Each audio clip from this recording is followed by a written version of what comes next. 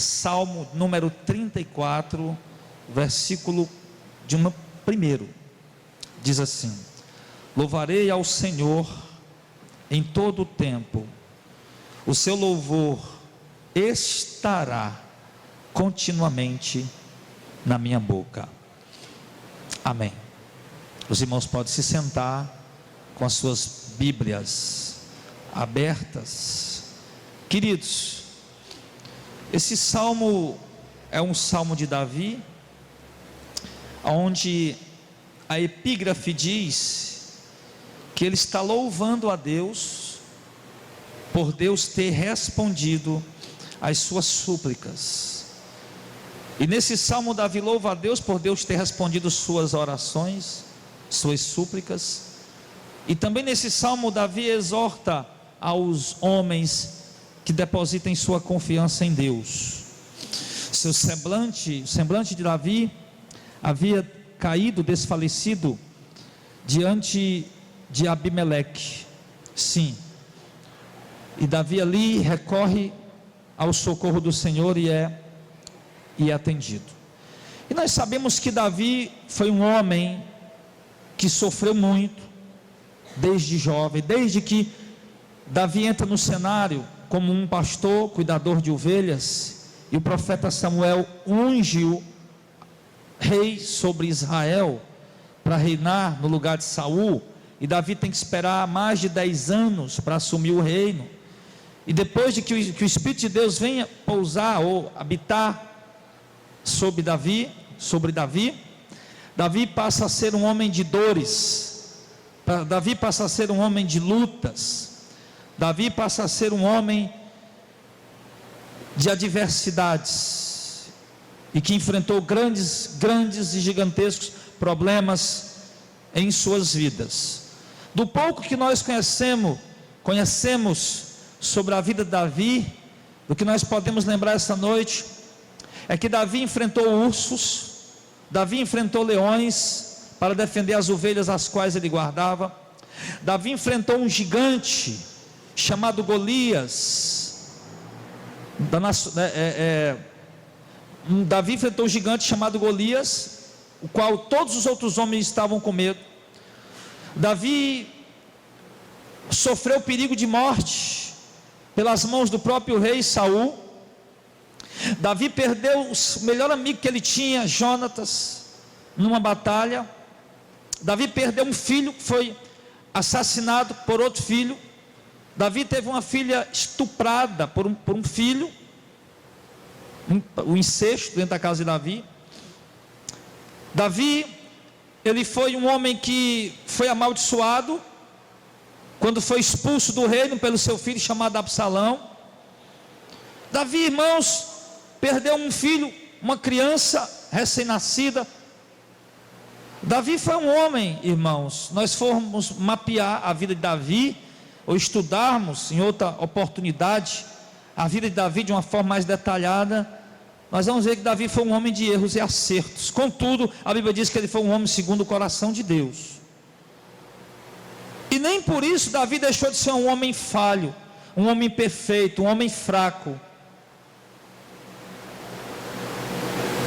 E nem por ser um homem segundo o coração de Deus e de amar a Deus, e Deus está com Davi constantemente nas suas batalhas. Davi enfrentou muitas guerras, enfrentou muitos inimigos, enfrentou muitos adversários, muitas batalhas. Nem por isso Davi deixou de sofrer, ou foi impedido de sofrer. Davi sofreu. Davi teve que morar sem um teto, ter que morar ao relento durante muitos anos. Nas suas fugas para não morrer, teve que passar privações e necessidade. E os amigos que se juntaram a Davi foram 400 homens vagabundos, mas nem por isso Davi se deixou desviar da presença de Deus por causa daquelas amizades. Ele não se deixou influenciar por aqueles amigos. E Davi foi um homem de experiência. E agora, nesse momento de experiências com Deus, Davi abre a sua boca para dizer, para escrever, para cantar, para louvar, para ensinar, para exortar e para anunciar para todos quantos quiserem ouvir, que Ele, apesar das suas lutas, apesar das suas adversidades, dos seus dissabores, ou mesmo das suas conquistas, Ele disse que louvaria o Senhor em todo o tempo. E quando Davi diz que louvarei ao Senhor em todo o tempo, Davi não está falando apenas de cronologia, tipo, eu louvarei hoje Deus 10 horas da manhã, ao meio-dia eu louvarei Deus novamente. Davi não está se referindo a isso, a esse tipo de tempo. Davi está se referindo a circunstâncias, a situações, a momentos da vida. Ou seja, Davi está dizendo que não importa o tempo em que ele está vivendo, não importa o momento em que ele está vivenciando, não importa se o momento é de alegria ou de tristeza, é de riso ou de pranto, é de dor ou de alívio, é de ganho ou de perca. Davi está dizendo que não importa, ele está dizendo que independente da circunstância, da situação, ele louvará o Senhor. Com isso, queridos, quando Davi diz que louvará o Senhor em todo o tempo, eu me lembro do que está escrito em Eclesiastes capítulo 3, eu convido você a abrir comigo, em Eclesiastes capítulo 3, abra a sua Bíblia por gentileza, em Eclesiastes capítulo de número 3, porque eu quero aprender com a igreja esta noite, com Davi, com as palavras de Davi, esse homem inspirado pelo Espírito Santo, esse homem inspirado por Deus, que nós precisamos aprender a amar a Deus de forma também como Deus nos ama, de forma incondicional. Deus, o amor de Deus pela tua vida, irmão, não é condicionado absolutamente a nada em relação a você propriamente. O amor de Deus pela tua vida não está condicionado porque você ama a Deus, porque a Bíblia diz que foi Deus quem nos amou primeiro.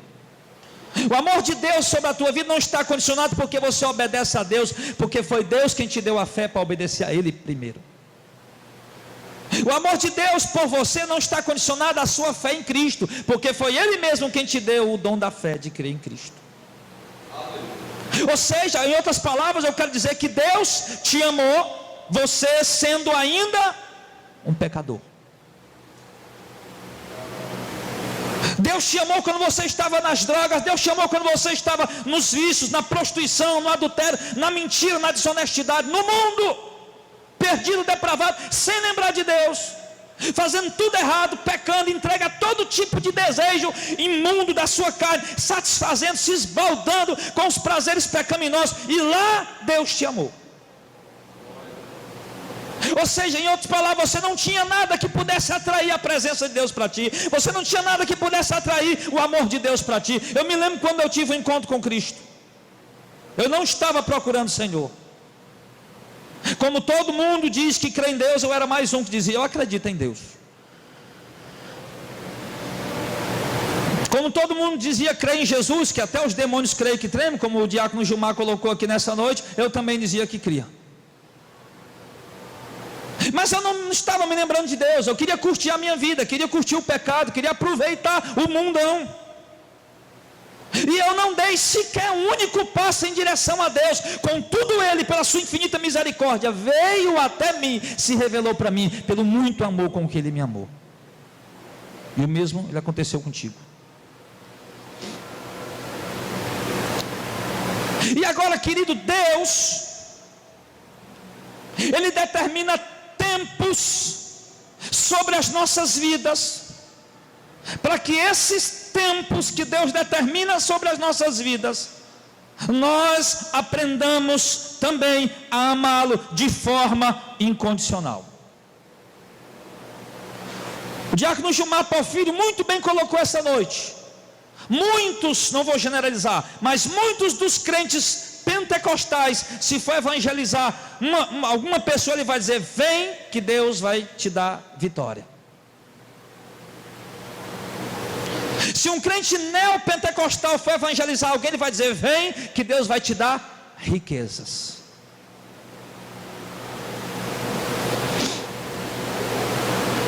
E assim as pessoas vão vir apenas porque esperam de Deus uma vitória, apenas porque esperam de Deus uma conquista, mas não vêm simplesmente porque querem vir a Deus. Não se engane que a maioria das pessoas que se encontram nas igrejas hoje é porque há algum interesse egoísta que motiva ela a ir ao culto. Nós temos milhares de igrejas no Brasil, e dessas milhares de igrejas no Brasil, 90% delas fazem campanhas que despertam no homem o desejo de realizar algum objetivo pessoal. E essas campanhas que despertam no homem o desejo de realizar algum objetivo pessoal tem sido o principal motivo que tem levado elas às igrejas. Ou seja, o homem dobra o joelho para pedir a Deus coisas que o homem dobra o joelho para buscar a Deus coisas para satisfazer seu egoísmo. O homem jejuma para tentar agradar a Deus, para que Deus satisfaça na vida dele os seus desejos egoístas. Os homens fazem sacrifícios de dízimos, de ofertas, de dinheiro, ou de andar quilômetros e quilômetros para ir a uma determinada igreja, para ver se Deus olha para aquilo, atenta para aquilo, para realizar nele algum desejo egoísta. O certo é que pouquíssimas pessoas, ou melhor, muitas pessoas estão buscando a Deus por interesse. Estão dizendo que amam a Deus quando compram um carro novo. Estão dizendo que amam a Deus quando recebem o salário no final do mês. Estão dizendo que amam a Deus quando conseguem comprar casa. Estão dizendo que amam a Deus como ficam curados de uma enfermidade, de uma doença, de um mal. Mas Deus, irmão, não é isso que Ele quer de nós. Não é esse tipo de amor que Ele quer de nós. Deus, repito, estabelece momentos, tempos, circunstâncias em nossas vidas para que nós aprendamos a amar a Deus de forma incondicional. Ou seja, eu amo a Deus independentemente se Ele me deu isso ou aquilo. Eu amo. Eu amo a Deus e sirvo a Deus se Ele me curar. Se Ele não me curar, eu amo da mesma maneira. Eu amo a Deus e sirvo a Deus se Ele me ajudar a realizar o sonho de comprar o meu carro, a minha casa. Mas se Ele também não ajudar, se Ele não me der, eu também o amo e da mesma forma, da mesma maneira.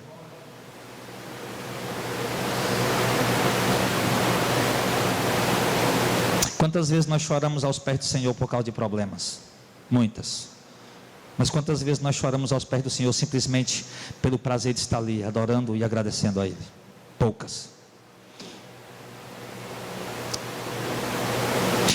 Em Eclesiastes capítulo 3, Salomão disse no verso 1 que tudo, absolutamente tudo, tem o seu tempo determinado, e há tempo para tudo que é proposto debaixo do céu. Há tempo estabelecido para tudo. E para dar alguns exemplos, Salomão começa a discorrer, e no verso número 2 ele fala que há tempo de nascer, mas também há tempo de morrer.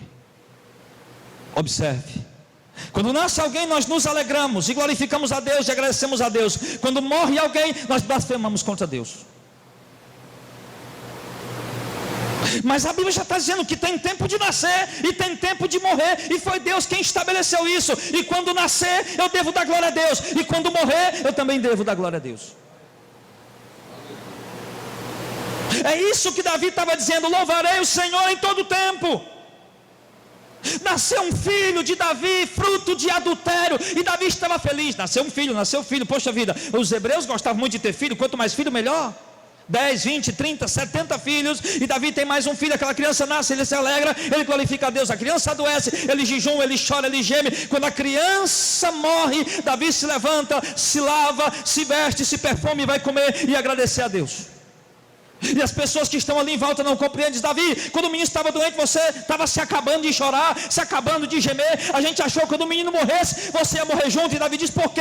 O menino foi. Sim, eu não posso, ele não pode mais vir a mim, mas porém um dia eu irei a ele. Davi entendia os desígnios do tempo, do propósito de Deus.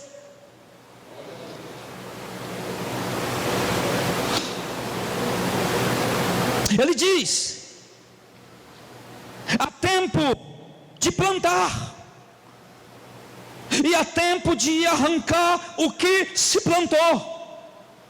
Muitas vezes, irmão, a gente agradece a Deus no tempo da colheita, porque o tempo da colheita é bom. Olha pela visão agropecuária. O tempo da colheita é bom, tem milho, tem feijão, tem arroz, tem trigo. E a gente agradece, poxa vida, que safra boa, glória a Deus por isso, agradeço a Deus, louvarei a Deus pela colheita. Mas ele diz, tem que louvar a Deus também no tempo de estar plantando. Porque o tempo de plantar, filho, é o tempo mais difícil. O tempo de plantar é o tempo de mais angústia, onde o homem levanta cedo, sai com um saco nas costas, cheio de semente, e passa de manhã, tarde, de noite. Ele come rapadura com farinha e bebe água dentro de uma como é que é o nome? Uma cumbuca, dentro de uma cabaça. A cabaça quente, a água quente, a rapadura quente, a farinha quente, e ele se escaldando no sol quente para plantar aquela semente. E ele vai-se embora, sim, olha para trás e ele não vê nada, apenas a semente dentro do chão, que talvez, se não tiver chuva, ela sequer vai brotar e vai germinar. Contudo, ele diz que há o tempo de plantar, e se é o tempo de plantar, nós temos que agradecer a Deus também. Não só no tempo da colheita. E digo mais, e tem que ter cuidado com o que se está plantando, porque a Bíblia diz que tudo que o homem planta, ele colhe. Ele diz, continua dizendo, no verso 3, há tempo de matar e tempo de curar. Davi se refere aqui muito provavelmente às guerras que eles tinham que enfrentar. Israel era cercado por inimigos, Israel era uma nação odiada, cercada por adversários. E por quê? Porque Deus, para colocar a nação de Israel ali no território geográfico onde Deus colocou, precisou tirar um monte de nação dali. Matou muitas, despedaçou muitas nações, e com isso arrumou muito inimigo, muita encrenca. Os outros que sobraram, estavam em volta, esperavam a oportunidade para destroçar Israel e arrancá-los dali. Os assírios, os sírios, os egípcios e tantos outros. E havia tempos de guerra, havia tempos de batalha, havia tempo em que se precisava matar. Mas isso, para um homem de bem fazer isso era difícil, mas contudo ele ia fazer, porque era dever militar, para defender sua nação, para defender sua família, para defender os seus. Às vezes eu fico imaginando, poxa vida, se eu fosse alistado para ir para a guerra, e chegar ali, sim, diante daquele exército inimigo, e saber que aqueles soldados que estão ali, eram homens como eu, que estavam ali só porque tinham que estar, mas que não tinha interesse nenhum de matar ninguém. E aqueles homens iam, mas iam porque tinham que ir, iam porque eram treinados para defender suas famílias, para defender suas casas, para defender seus lares. E havia tempo de guerra, havia tempo de matar. Diz, mas depois do tempo de matar também tem o tempo de curar. Contudo, ele disse que tinha que dar glória a Deus tanto num como no outro. Eu não quero levar isso para o sentido físico, militar, mas eu quero levar esse sentido de matar. Eu quero falando de guerra, eu quero levar para a nossa batalha espiritual, para a guerra que nós enfrentamos diuturnamente contra os inimigos das nossas almas, Satanás, suas hostes espirituais que nos bombardeiam constantemente. Há tempo que nós estamos ali, curando, sarando feridas, tranquilos. Mas há tempo, irmão, de muita guerra. É o que ele continua dizendo. Há tempo de derrubar e há tempo de edificar. Tem momentos que a gente precisa construir alguma coisa em nossa vida, mas há tempo que a gente precisa até derrubar alguma coisa que a gente construiu. Ou seja, na sua vida, antes de conhecer a Deus, você construiu coisas, e dessas coisas que você construiu, algumas delas eram coisas que não agradavam a Deus, mas que te custou suor, te custou dinheiro, te custou esforço, te custou dedicação, tempo, mas que de repente, após Deus se revelar a você e dar a você o dom da fé, agora Ele quer de você que você derrube aquele que você construiu, aquele que não está agradando a Ele, aqueles altares de Baal que foram edificados, aqueles altares idólatras que foram edificados em Israel, aqueles altares que você construiu no seu coração, na sua casa, na sua vida, que não deveria ter construído porque te separa de Deus. Ou talvez aquele marido que arrumou um namoro com uma menina por aí, aquele homem casado que arrumou um namoro com uma mulher por aí, um amante, e ficou apaixonado por ela, mas que de repente, pela fé dele em Deus, ele diz que é tempo de derrubar isso. Aquele homem que um dia teve relacionamentos contrários à natureza de Deus, contrário à vontade de Deus, aquele homem e aquela mulher tiveram isso, mas de repente tiveram encontro com Cristo, ele entende que é hora de derrubar essas coisas, e ele precisa fazer isso dando glória a Deus, dando louvor a Deus. Sim, ele diz que há tempo de chorar, mas também há tempo de rir, há tempo de prantear, e há tempo de pular, de saltar. Contudo,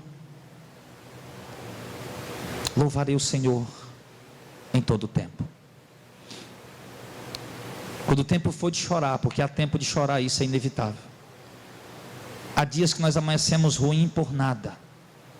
Há dias que nós amanhecemos angustiados por nada, de graça praticamente. Há dias que nós amanhecemos péssimos, há situações que nos deixam péssimos, há circunstâncias que nos deixam deprimidos, opressivos, angustiados, com desejo ou vontade até de parar de desistir. Mas Davi está dizendo: é tempo de chorar, é tempo de prantear, contudo glorifica a Deus em todo o tempo.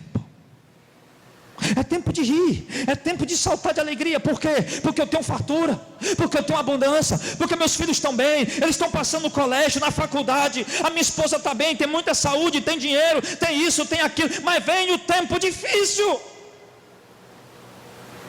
e o tempo difícil ele arranca de nós lágrimas. O tempo difícil ele nos leva a prantear, e prantear, meu irmão, é se trancar, é rolar pelo chão, é gemer, é gritar de dor e angústia na alma. Contudo, nesse tempo, o louvor ao Senhor deve estar em nossa boca. Não podemos ser daquele tipo de crente que só louvarei o Senhor em todo o tempo, só quando é tempo de rir, só quando é tempo de saltar. Está saltando de alegria porque realizou algum projeto. Filho, pode ter certeza, vem tempestade pela frente. Está jogando catinga, pastor? Está jogando mandinga? Não, meu irmão, é experiência, experiência de homem, experiência bíblica. Quem aqui nunca passou por noites traiçoeiras, como diz aí uma música católica? Quem aqui nunca passou pela noite triste da alma? Quem aqui nunca passou por dias terríveis na vida? Todos aqui já passaram. Todos aqui já passaram por circunstância, situação que acharam que não ia suportar, que não ia aguentar, e desesperaram da própria vida. Mas mesmo que isso venha acontecer, você deve louvar o Senhor em todo o tempo. Está chorando, está com lágrimas, está pranteando, contudo louve o Senhor. Lembrei do missionário Hudson Taylor, que foi para o interior da China, perdeu a esposa, perdeu 2 ou 3 filhos com uma doença, e ele foi lá para fazer missões, ele foi lá para glorificar Deus, foi lá para trabalhar para Deus. A esposa morreu, filhos morreram, contudo ele continuou na missão, continuou servindo a Deus. Eu me lembro do jovem missionário que eu sempre cito aqui, o David Brainerd, que contraiu uma doença, e dessa doença ele morreu, a tuberculose. E no período dessa doença, ele foi para o interior dos Estados Unidos para dedicar a sua vida na obra missionária, pregando para os índios e ganhando almas para Cristo, louvando a Deus em todo o tempo.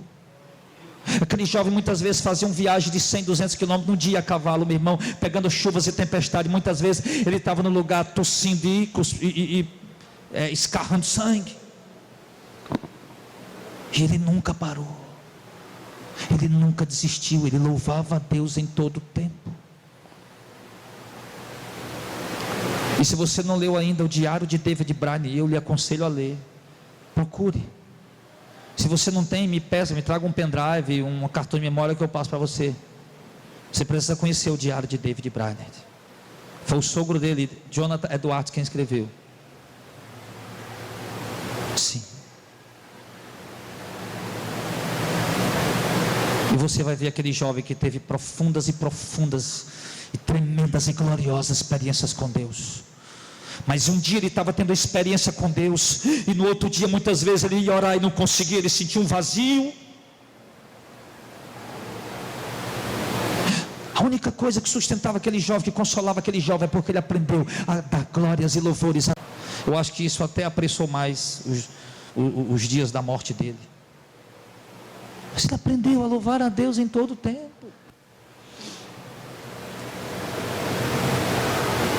O George Miller, aquele pai dos orfanatos, um homem que fundou orfanatos para receber crianças abandonadas, crianças órfãs.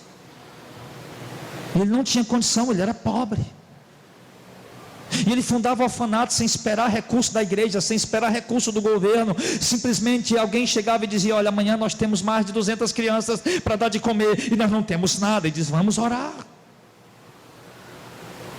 E ele foi levando assim a sua caminhada até o fim. E Deus sempre provendo, sempre honrando, sempre abençoando a fé daquele homem. Ele aprendendo a louvar a Deus em todo o tempo. Hoje, se a gente não tiver uma feira para o mês todo, a gente não louva a Deus. E aquele homem esperava, como já disse, o pão de cada dia, dai-nos hoje. Ele só comia se chegasse o pão, a providência daquele dia. E no outro dia lá estava eles de novo esperando a providência daquele dia e louvando a Deus. Louvar a Deus todo o tempo. Poxa vida, quantas vezes a gente abre a nossa despensa, olha só, tem biscoito para nossos filhos, tem lanche para eles levar para o colégio, tem carne na geladeira, tem frios, as dispensas estão cheias. Sim. Que a gente glorifica a Deus, como Deus é bom, como Deus é maravilhoso. E chegamos do supermercado com a nossa feira, e dobramos ali o joelho: obrigado, Senhor, por esse alimento, por essa feira, muito obrigado. E de repente vem um tempo de crise, um tempo difícil, a geladeira não tem mais frios, não tem mais congelados, não tem mais carne, as dispensas estão vazias, não tem mais lanche para o garoto levar para o colégio, ele vai e volta com fome, e a gente louva a Deus em todo o tempo.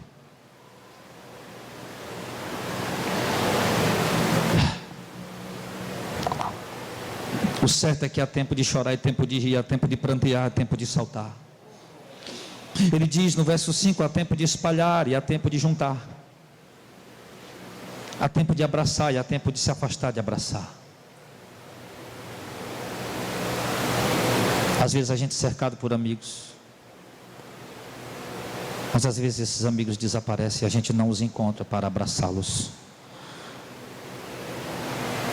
E nos momentos que a gente mais precisa de um abraço, de um aperto de mão, os amigos sumiram. Mas a palavra diz que nesse momento nós temos que louvar a Deus em todo o tempo.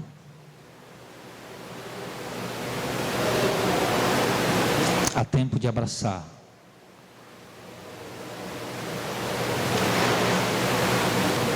Nós vivemos aqui numa comunidade, eu acho que uma das comunidades que mais vive próxima uma da outra.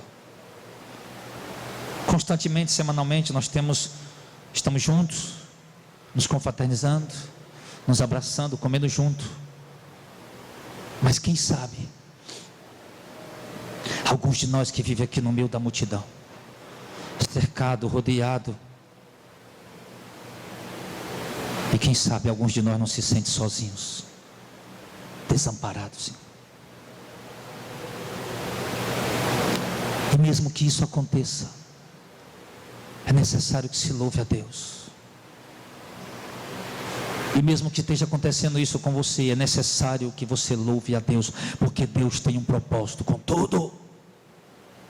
Romanos capítulo 8 também diz que tudo, absolutamente tudo coopera para o bem daqueles que amam a Deus. Se tudo coopera para o bem daqueles que amam a Deus, então eu tenho que aprender a louvar a Deus em todo tempo.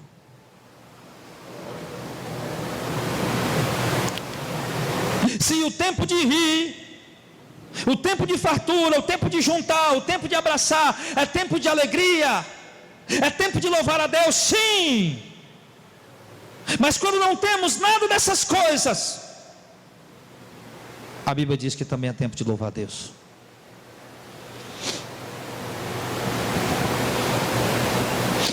No verso número 6 ele diz: é tempo de buscar e tempo de perder. Ninguém gosta de perder nada. Se a gente até buscar alguma coisa, encontrar alguma coisa, a gente gosta.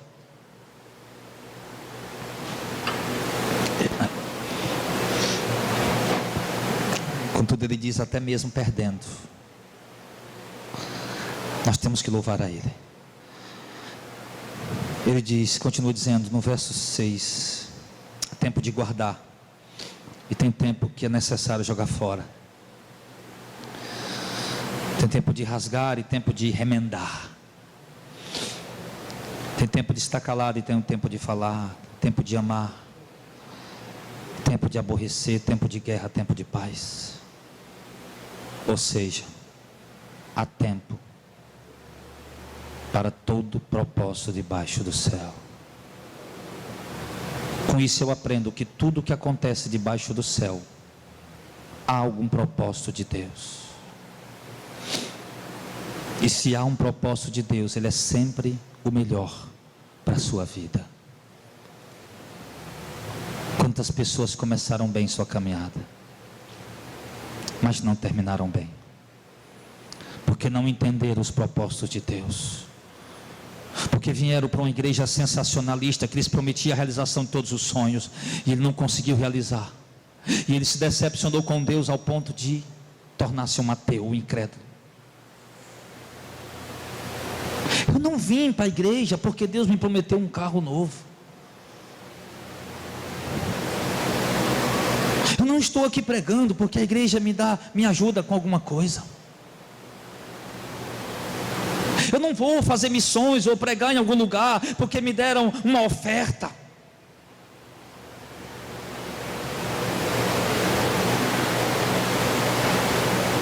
Ou nós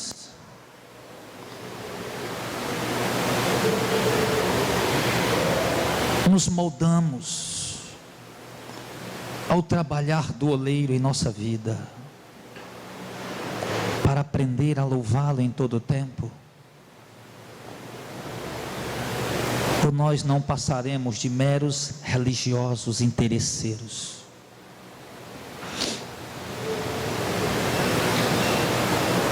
Não. O que você é? Por que você vem aos cultos? Por que você vai aos evangelismos? Por que você jejuma? Por que você ora? Por que você lê a Bíblia? Porque está esperando Deus te dar algum presente? Está errado. Está tudo errado. Continue orando, lendo a Bíblia, evangelizando, vindo aos cultos, jejuando, orando. Mas faça isso porque você ama a Deus.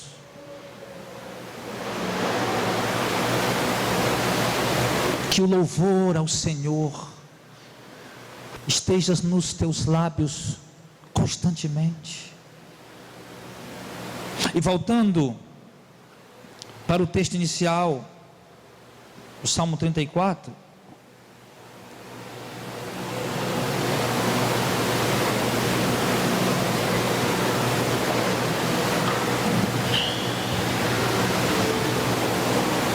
Davi diz que louvarei o Senhor em todo o tempo. Nós já entendemos que ele não está falando de cronologia. Já entendemos que ele está falando de situações, do tempo em nossa vida, do momento em que estamos vivendo. Então aprende uma coisa: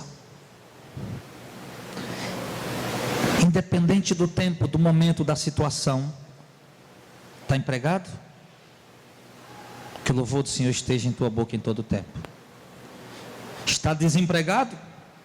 Que o louvor do Senhor esteja em tua boca em todo o tempo. Porque há pessoas que pendem para os dois lados e se afastarem de Deus porque estão passando dificuldades, ou porque estão passando por fartura. Tem gente que se afasta de Deus porque está passando necessidade. Tem outros que se afastam de Deus porque estão vivendo tempo de fartura. Quando na verdade, tanto em uma situação como na outra, ele deveria estar louvando a Deus em todo o tempo. E ele diz: e o seu louvor estará continuamente na minha boca. Ou seja, Davi está dizendo, o que Davi está falando aqui, irmão, é muito além do que simplesmente falar que louva a Deus. Mas Davi está falando de algo que está dentro do coração dele, de um amor que está no coração dele, de um louvor que está dentro do seu coração, de um amor que ele sente por Deus, incondicional, independente se Deus deu, se ele não deu, se Deus fez, se ele não fez. Mas Davi está dizendo que ele verbaliza esse amor.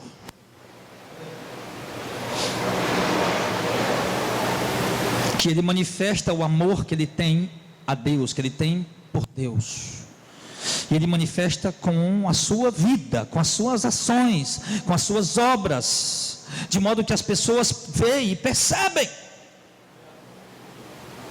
Será que alguém poderia olhar para nós e dizer: eu vejo que essa mulher ama a Deus?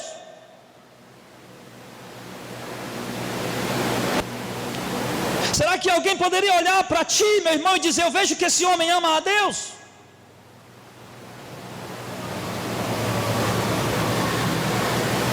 Ou será que as pessoas apenas nos veem como mais um evangélico que pega a Bíblia e vai para o culto no domingo?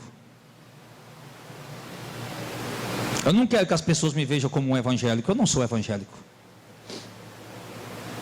Não dos moldes que está aí o sistema. Eu não sou.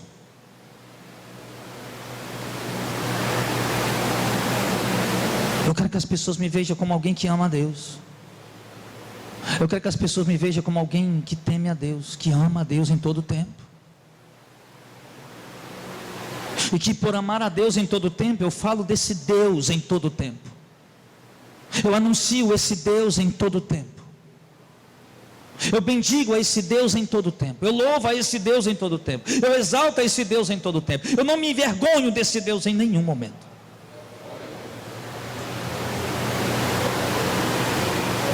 Como é que você diz que ama a sua esposa e tem vergonha dela?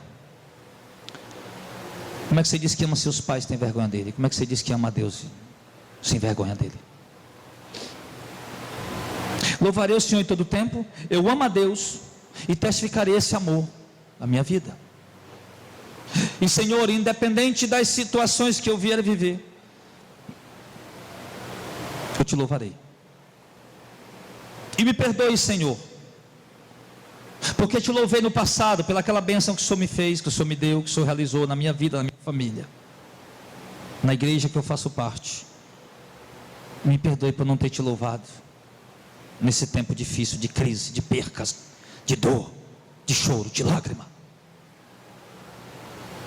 Mas agora eu entendi, Senhor, que Tu estabeleces tempos em nossas vidas para nos ensinar.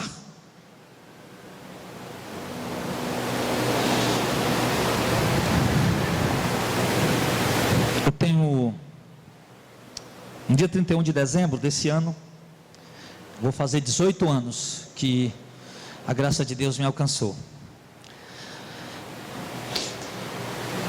Mas eu confesso aos irmãos que eu só vim amar a Deus de verdade há uns 9 anos mais ou menos. E sabe quando? Um dos piores momentos que eu passei na minha vida. eu percebi que eu não amava a Deus.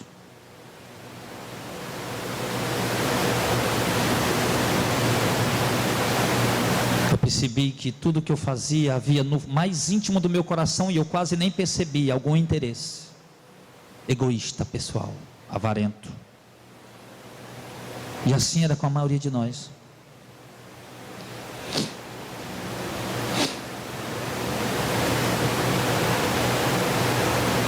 E quando veio o pior momento da minha vida, a pior crise da minha vida, a pior circunstância, a pior situação da minha vida, quando não tinha mais ninguém, quando todos haviam me abandonado, quando não tinha quem correr, não tinha quem recorrer, não tinha com quem conversar, não tinha com quem falar, com quem desabafar,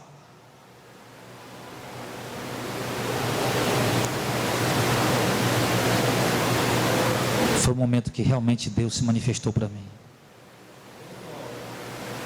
E foi ali, naquele momento, que Deus me mostrou e me ensinou a amar Ele de verdade. E foi a partir daquele momento que eu parei de me importar quem ia dizer ou deixar de falar, com quem ia pensar ou deixar de pensar, se ia ter muitos amigos ou poucos amigos. Eu queria Deus. Era só isso que eu queria.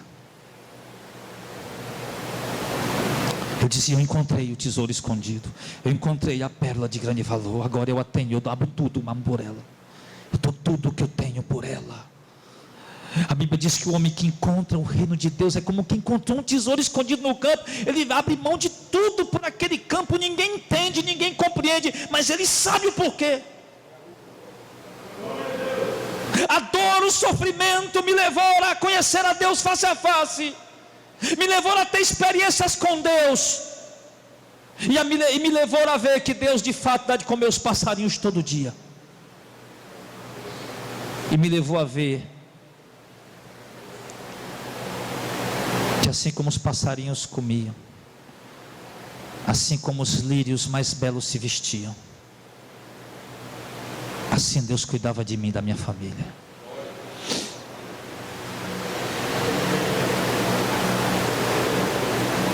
E quando a minha esposa ia viajar para o interior, parece uma controvérsia,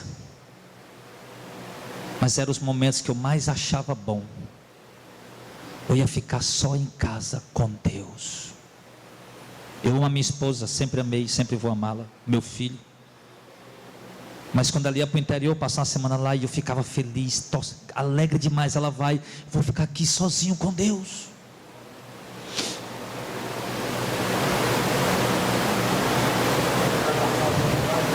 Apesar da falta que fazia no lado físico, mas o prazer de estar com Deus superava tudo, supera. Muitas vezes sendo perseguido, e ninguém sabe disso, sendo perseguido, sendo injuriado, sendo ameaçado nas rádios. Eu saía da rádio, ia cair lá dentro das favelas, daquelas bandas ali da beira da Barra do Ceará ali, entrando lá dentro, meu irmão, em lugar que com certeza muitos entram lá e não saem nem vivo. E eu ia aos prantos, correndo, encostava, ia para um canto, correr lá para dentro, para a beira da praia, para dentro, meio aqueles lugares ali desertos, quantas pessoas ficavam lá orando, olhando. Eu falava: meu amigo, eu só vim aqui para orar, só quero ficar só com Deus. E eu caminhava à beira da praia, gritando bem alto. Eu sabia que ninguém podia me ouvir, mas eu queria gritar. E às noites eu levava, vamos para a beira-mar, e a gente fica brincando com Deusinho, eu quero ir falar com Deus. Eu chegava à beira da praia e ficava sentado, de joelhos muitas vezes, orando, e as pessoas passavam, olhavam, não me importava, eu só queria Deus, estar com Ele. Era só isso que eu queria, e é só isso que eu quero hoje, e é só isso que você deve querer. Louvar Ele em todo o tempo, amar a presença dEle e desejar ardentemente, como disse Davi, mais do que o amor das mulheres, a presença de Deus, mais do que o efeito da droga mais alucinante, mais do que o prazer mais absurdo que o mundo possa proporcionar. Eu desejo Deus. Eu quero esse Deus, eu amo esse Deus, eu quero encontrá-lo onde eu posso encontrá-lo, eu quero ir onde Ele estiver. Sim, eu vou, Senhor. Me diga onde. Se for ao Monte Sinai, se for ao Monte Horebe, não importa, eu irei. Eu quero estar com o Senhor. Mas o melhor de tudo é que eu posso me encontrar com esse Deus que eu aprendi a amar de forma incondicional, trancado no meu quarto, sozinho, sentado no banco de uma praça. Porque enquanto muitas vezes nós estávamos aí, alguns crentes da nossa igreja mesmo, que não entende as coisas, ficava murmurando: para que esse negócio de evangelizar crente? Para que esse negócio de evangelizar? Filho, pesa sobre mim. Se você não entende, eu tenho que fazer. Se tem alguém para ir, vai. Se não tem, eu tenho de só.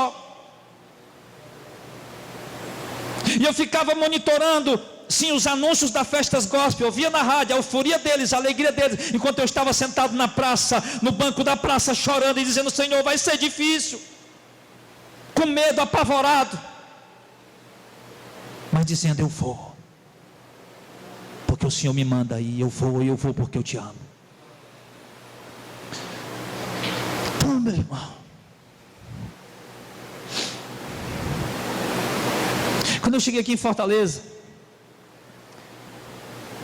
eu tive a oportunidade, eu fui convidado por cantores para pregar em cruzadas. Fui convidado para ir para rádios, por pessoas importantes, influentes das rádios. E o Senhor dizia para mim que Ele não me trouxe aqui para me misturar, não que eu fosse melhor, mas por causa da obra que Ele queria fazer. Pessoas importantes ligavam para mim: pastor, já deu uma reunião de pastores, vão ter uma feijoada com pastores. Eu dizia: não, eu não posso ir. E ela falava: o Senhor é espinhoso. Eu disse: me deixe só, eu não quero perturbar vocês, porque eu queria ficar com Deus, eu queria seguir a direção de Deus, eu não queria me unir com ninguém, fazer aliança com ninguém, eu queria pregar a verdade. Ninguém entendia, ninguém compreendia, mas era isso que eu queria, é isso que eu quero, e é isso que nós devemos querer. E nós devemos, irmãos, entenda, nós recebemos de Deus um ministério, nós recebemos de Deus um chamado. Você tem um chamado. Vocês, Ministério do Louvor, não foram chamados aqui para cantar, para animar a plateia. Você não foram chamados aqui para promover herege gospel. Você não foram chamados aqui para tocar forró para os irmãos se requebrar e brincar. Vocês foram chamados aqui para adorar a Deus. E se as pessoas gostam do louvor que vocês cantam, amém. Se elas não gostam, amém também. Vocês, dirigentes dos cultos e pregadores desse ministério, foram chamados para protestar. Vocês não foram chamados para levar uma mensagem bonitinha: ei, Jesus te ama, Ele vai mudar a tua vida, vai te dar prosperidade, riquezas e conquistas. Ele te chamou, irmão, para levar uma mensagem que salve vidas, que salve almas, como eu vi um trecho da pregação do irmão Rony ontem, na Praça do Paular. Ele chamou para pregar, para salvar vidas, para salvar almas, para fazer inimigos com a tua pregação. Não para sair de lá aplaudido, elogiado, com confetes e fogos. Ele te chamou para sair de lá da pregação angustiado, e chegar em casa, dobrar o joelho e chorar. Não perguntando se minha pregação foi eloquente, eu só preguei bem, mas perguntando: Senhor, quem creu em nossa pregação? Quem creu, Senhor? E chorando: quem creu, Senhor? A quem se revelou? Será que algum foi salvo? Será que algum eleito foi alcançado? E não chorar porque não foi eloquente, ou a pregação não foi boa. Deus te deu um chamado, meu irmão, e dentro desse chamado você deve louvar a Deus em todo o tempo.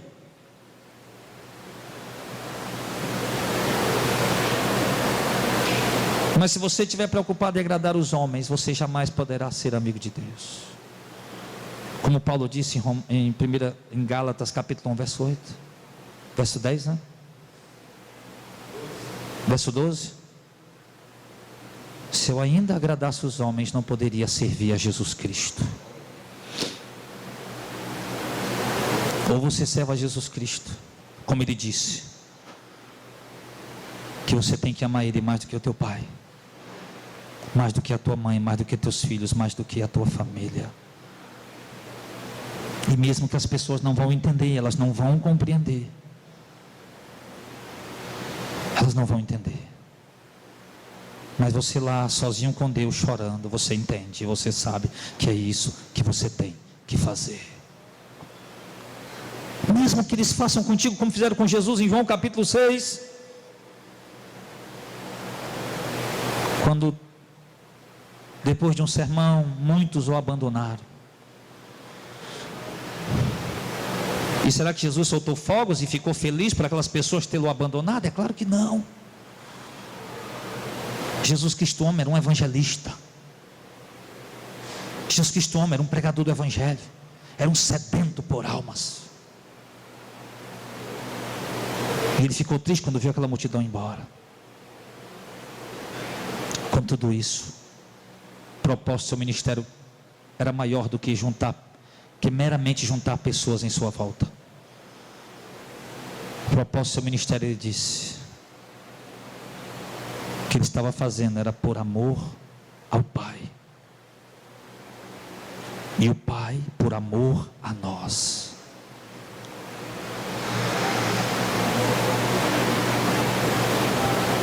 Vamos sair daqui essa noite com um propósito firme em nosso coração. Não importa o que acontecer, louvarei o Senhor em todo o tempo. E não esqueça isso. Não esqueça isso. Não deixe que a primeira pedra e que você vai topar aí pelas ruas venham te fazer esquecer isso. Não deixe que o primeiro insulto, a primeira blasfêmia, a primeira crítica venha te fazer esquecer isso, não. Quando você chegar num lugar que estiver todo mundo xingando o atendente, chegue lá, meu irmão, com amor, com flores, com elogios. Por quê, pastor? Porque você ama a Deus em todo o tempo. É que nós manifestemos esse amor, vivendo com sinceridade a Deus, amando nossos irmãos, servindo-nos uns aos outros e vivendo sempre para a glória dele. Chamaram o Paulo de Tarso no ano 64, 67, estava preso, prisão Mamertina, em Roma, uma prisão fria, no subsolo, onde passavam esgotos e ratos. E Paulo ficou preso ali durante muitos meses. E ali ele escrevia e disse para Timóteo: a palavra de Deus não está presa. E disse: Timóteo, já está perto de eu morrer. 2 Timóteo 4. Já está próximo o fim da minha partida.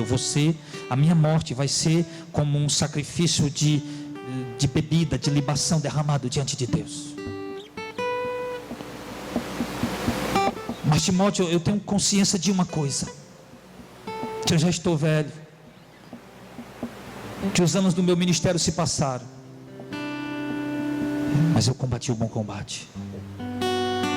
Eu estou completando a minha carreira, Timóteo, na certeza que eu guardei a minha fé e nunca neguei a Jesus Cristo, meu Senhor. Como disse Policarpo, quando o imperador romano mandou que ele blasfemasse contra ele, disse: por que blasfemar contra o meu Senhor? Eu o sirvo há tantos anos, ele nunca me fez mal, por que eu blasfemaria contra eles? Me joga aos leões, me joga à fogueira, eu não blasfemarei contra o meu Senhor. O mataram.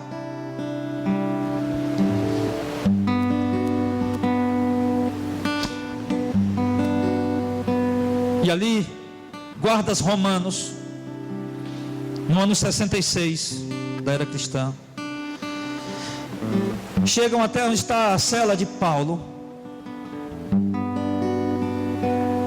Um escrivão se aproxima e diz: Paulo de Tarso. E levanta-se aquele velho, magro, cansado. e levado por um corredor estreito, onde havia um carrasco com machado nas mãos. E ali eles o debruçam sobre um tronco.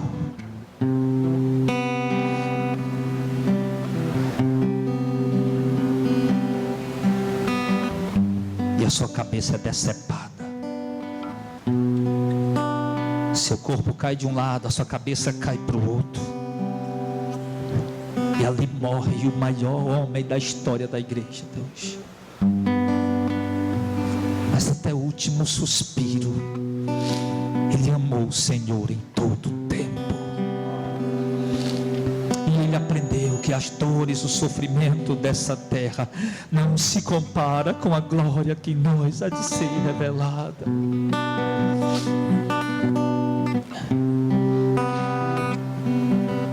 Pedro ficou vivo, morreu pouco tempo depois, crucificado. Imagina os irmãos chorando, perguntando: Paulo morreu. Isso não é possível. Paulo morreu, foi decapitado. E antes dele morrer, ele disse: Timóteo, todos me abandonaram. Passada, não tinha ninguém lá comigo, nenhum dos irmãos aqui de Roma. Eu tive que ir só. Mas fica tranquilo, Timóteo, porque eu aprendi a louvar a Deus em todo o tempo. O Senhor estava comigo e me fortaleceu. E o Senhor me livrou e me livrará da boca do leão e me levará salvo para o seu reino celestial. Depois, eu imagino os apóstolos e Pedro tristes com a morte de Paulo e lendo as suas cartas.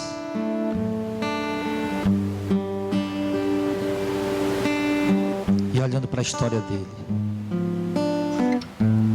Porque para Paulo a morte era um descanso.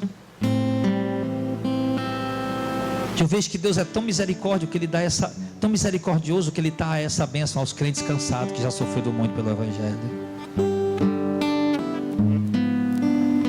Mas o importante é que hoje nós possamos viver de modo a louvar a Deus em todo o tempo, e que possamos deixar isso de exemplo para nossos filhos, para nossa família, para as pessoas com quem convivemos. Sim. Não no intuito de que quando morrermos sermos homenageados, porque eu já disse: poxa vida, se alguém quiser fazer alguma coisa por mim, que faça hoje. Não me espere morrer para fazer algo. Não com o intuito de morrer e ser homenageado, mas simplesmente com o intuito de servir a Deus, de ser um instrumento, de dizer como Paulo: a graça de Deus para comigo não foi vã. Trabalhei mais do que todos. Trabalhe. Não espere elogios, porque eles não virão. Trabalhe, apenas trabalhe, e tenha a convicção de que você está servindo a Ele. E pode ter certeza que quando o Senhor vier, você ressuscitará com Ele em glória e receberá o seu galardão. Vamos ficar de pé em nome de Jesus.